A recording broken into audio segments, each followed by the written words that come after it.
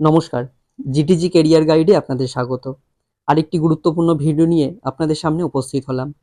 আজকে আলোচনা করব ইন্টারভিউর প্রস্তুতি কিভাবে শুরু করবেন, কি কি জিনিস হাতের কাছে রাখবেন এবং কিভাবে এই অল্প সময়ে নিজেকে ইন্টারভিউর জন্য সম্পূর্ণ প্রস্তুত করে ফেলবেন।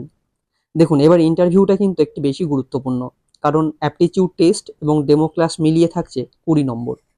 এই নম্বরটি কিন্তু ফাইনাল মেরিট লিস্টে নাম তোলার ক্ষেত্রে একটা বিরাট বড় ফ্যাক্টর হয়ে দাঁড়াবে। সামান্য ছোট্ট ভুল কিন্তু আপনাদের জন্য ভীষণ কষ্টের হয়ে দাঁড়াতে পারে। দেখবেন, ইন্টারভিউতে নিজেকে মেলে ধরতে না পারলে অনেকেই যারা 57-58 করে পেয়েছেন তারাও পিছিয়ে পড়তে পারেন। তাই পুজোর আনন্দের মধ্যেই কয়েকটি জিনিস আমি বলে দিচ্ছি, সেগুলি রেডি করা শুরু করে দিন। সময় কিন্তু আর বেশি নেই।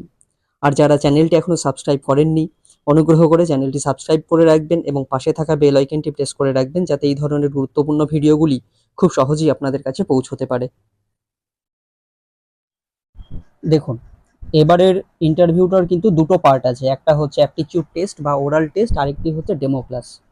তো আজকে আমরা আলোচনা করব শুধুমাত্র অ্যাপটিটিউড টেস্টে সাবজেক্টের ওপরে কিভাবে আপনি কনসেন্ট্রেশন করবেন, কিভাবে সাবজেক্টটাকে প্রিপেয়ার করবেন। সাবজেক্টটাকে ভালো করে তৈরি করতে গেলে আপনাকে 8টা বিষয়ের ওপরে নজর দিতে হবে। প্রথম হচ্ছে যে আপনি সাবজেক্টটা কিভাবে পড়বেন, আপনার নিজের বিষয়টি। তো নিজের বিষয়টি পড়তে গেলে আপনাকে প্রথম যেটি করতে হবে সেটা হচ্ছে 2 নম্বরের আনসার ভালো করে তৈরি করে যেতে হবে। মনে রাখবেন যে ইন্টারভিউতে কিন্তু খুব বড় প্রশ্ন জিজ্ঞেস করা হয় না। তাহলে 2 মার্কসের কোশ্চেন আপনি তৈরি করে যাবেন। 2 মার্কস কোশ্চেন যদি আপনি তৈরি করে যান, সেখানে আপনি 1 নম্বরের উত্তর আপনাকে জিজ্ঞেস করা হলেও আপনি বলতে পারবেন। আর এই 2 মার্কসের বই অনেকের কাছে নেই, তো যাদের কাছে আছে তারা পড়ুন, যাদের কাছে নেই তারা কি করবেন, তারা সাধারণ যে সমস্ত পাঠ্য বইগুলো আছে সেই পাঠ্য বই পড়ুন এবং বিষয়ের ওপরে আপনার যে ধারণা সেই ধারণাটিকে আপনি স্পষ্ট করবেন। এই 2 মার্কস সাধারণ পাঠ্য বই, এটি ছাড়া আরেকটি জিনিস আপনি পড়ে যাবেন, সেটি হচ্ছে ক্লাস 6 থেকে 12 অবধি স্কুলে যে বইগুলো পড়ানো হয় সেই পাঠ্য বইগুলো পড়ে যেতে হবে আপনাকে। এখান থেকে কিন্তু বহু প্রশ্ন আপনাকে করা হবে। দ্বিতীয়ত আপনাকে যেটা করতে হবে সেটি হচ্ছে বিতর্কমূলক কিছু প্রশ্নোত্তর তৈরি করে যেতে হবে। দেখবেন যে প্রতিটি বিষয়ে কিছু প্রশ্ন থাকে যেগুলো নিয়ে বিতর্ক থাকে। তো আপনি সেই বিতর্কমূলক প্রশ্নগুলিকে কিভাবে আপনি হ্যান্ডেল করছেন, কিভাবে আপনি নিজেকে উপস্থাপিত করছেন, মেলে ধরতে পারছেন, তার জন্য কিন্তু এই ধরনের প্রশ্নোত্তরগুলো করা হয়।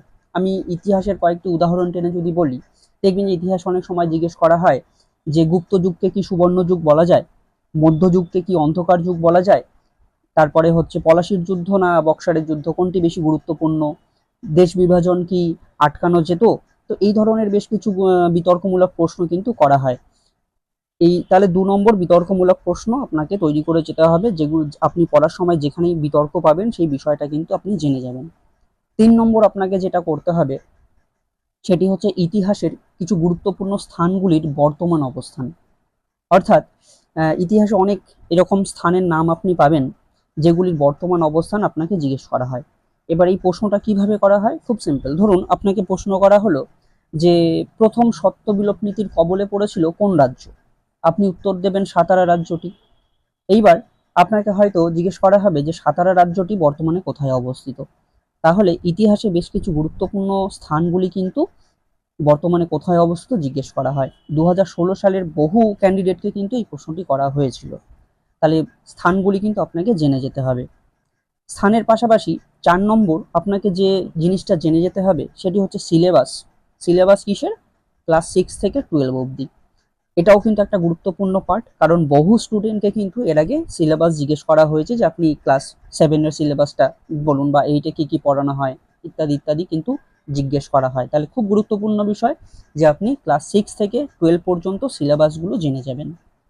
5 নম্বর বিষয় হচ্ছে যে লেসন ডিজাইন বা পাঠ পরিকল্পনা। আপনারা জানেন যে ডেমো ক্লাস থাকবে, ডেমো ক্লাসে কিন্তু 10 নম্বর থাকবে। তাহলে একটা খুব সুন্দর লেসন ডিজাইন কিন্তু আপনাকে বানাতে হবে বা পাঠ পরিকল্পনা তৈরি করতে হবে। এবার লেসন ডিজাইন আপনি কিভাবে করবেন, একটি বানাবেন? উত্তর হবে না, একটি করবেন না। আপনাকে কি করতে হবে, প্রত্যেকটি ক্লাস 6 থেকে 12 পর্যন্ত প্রত্যেকটা ক্লাসের একটি করে ডেমো ক্লাস তৈরি করে যাবেন। এতে কি হবে, ধরুন আপনাকে আপনার পছন্দের বিষয় পড়াতে বলবে এবং সেটি আপনি পড়াবেন। এবার কোনো কোনো সময় দেখা গেল যে আপনাকে হয়তো কোনো নির্দিষ্ট ক্লাস ঠিক করে দেওয়া হলো, যে আপনাকে বলা হলো আপনি 9-এর একটি পড়া পড়ান, তখন আপনি বলতে পারবেন না যে আমি 9-এর পাঠ পরিকল্পনা করে আসিনি, আমি ক্লাস 7-এর করে এসেছি। সেজন্য প্রত্যেকটি ক্লাসের একটি করে পাঠ পরিকল্পনা আপনারা করবেন। আর খুব সুন্দর পাঠ পরিকল্পনা বা লেসন ডিজাইন কিভাবে করে, একটি আদর্শ লেসন ডিজাইন নিয়ে আরেকটি ভিডিও আমি করব। হ্যাঁ, সেই ভিডিওতে আপনারা দেখতে পাবেন। আর এরপরে আছে আপনাকে জেনে যেতে হবে গ্রন্থ তালিকা। তাহলে গ্রন্থ তালিকা কীরকম? ধরুন ভারতবর্ষের ইতিহাসকে তিনটে যুগে ভাগ করে আলোচনা করা হয়, প্রাচীন, মধ্য এবং আধুনিক। তাহলে প্রত্যেকটি যুগ থেকে আপনাকে দুটো বা তিনটে করে ভালো ভালো বইয়ের নাম পড়ে যেতে হবে।